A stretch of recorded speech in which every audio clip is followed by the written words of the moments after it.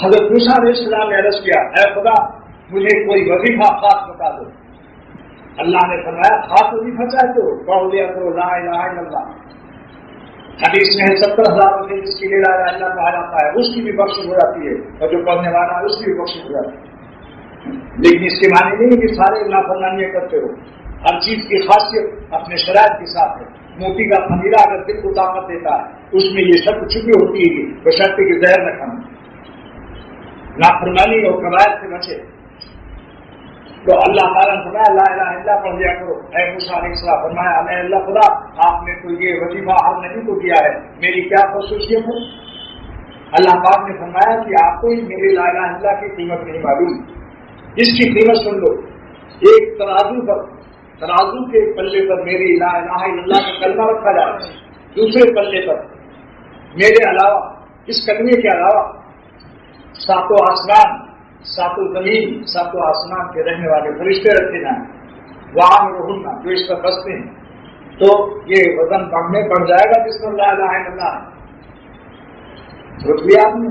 یہ ایک چیز تھی اس کو پڑھو 100 مرتبہ اگر کوئی روزانہ پڑھ لے. حدیث میں ہے کہ قیامت کے دن اس کا چہرہ 14ویں رات کی طرح چمکے گا, رگ رگ میں لا الہ الا اللہ دوڑنے لگے گا, موت کے وقت میں کلمہ بھی یاد آ جائے گا. لیکن اگر 5 تسبیح آپ پڑھ لیں اور درمیان میں آپ 10 دفعے کے بعد لا الہ الا اللہ کے بعد آپ 10 دفعے کے بعد محمد رسول اللہ صلی اللہ علیہ وسلم بھی پڑھ لیں تو ایمان بھی تازہ ہوگا, غیر اللہ سے نجات بھی ملے گی اور آپ کی لا الہ الا اللہ اللہ تعالیٰ سے آپ کو ملا دے گی. حدیث پاک میں ہے لیس لہا حجاب دون اللہ لا الہ الا اللہ لیس لہا حجاب دون اللہ. جب بندہ لا الہ الا اللہ کہتا ہے تو یہ لا الہ الا اللہ اللہ تعالیٰ کے عرش اعظم تک اللہ کی ذات پاک تک پہنچ جاتی ہے. بتاؤ ایسا عمدہ سوا راکٹ کہاں ملے گا؟ آپ نہ گئے, آپ زمین پر ہیں, آپ کی لا الہ الا اللہ تک ملائی بغیر حجاب ملائی.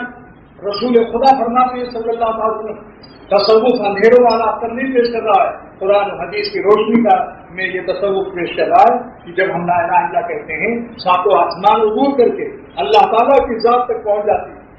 کیا شرف ہے عرش والے کو عرش والے سے ملاقات ہو رہی بذریعہ لا الہ الا اللہ. درمیان میں محمد رسول اللہ پڑھیے. لا الہ الا اللہ سے غیر اللہ کے نکالنے کا تصور کیجیے, الا اللہ سے تصور کیجیے کہ عرش اعظم سے ایک ستون ایک پلر آ رہا ہے نور اللہ کے نور کا جو ہمارے قلب کو روشن کر رہا ہے. یہ ریاض القلوب میں لکھا ہوا ہے جس کے مصنف حاجی امداد اللہ صاحب رحمۃ اللہ علیہ شیخ اللہ رب العزم. اگر 5 تسبیح روزانہ پڑھ لیں گے 5 مہینے کے بعد 75,000 ہو جائے گا. 70,000 کسی کو دے دو, نانا کو نانی کو دادا کو دادی کو, اس کی مغفرت کا سہارا ہوگا. 500 اپنے لیے بچا لو. اسی زمانے 12 مہینے کے بعد آپ کا خود آٹومیٹک جمع ہو جائے گا. 500 ہر مہینہ بچے گا. 12 مہینے کے بعد آپ کا کوٹا تیار ہوگی 70,000.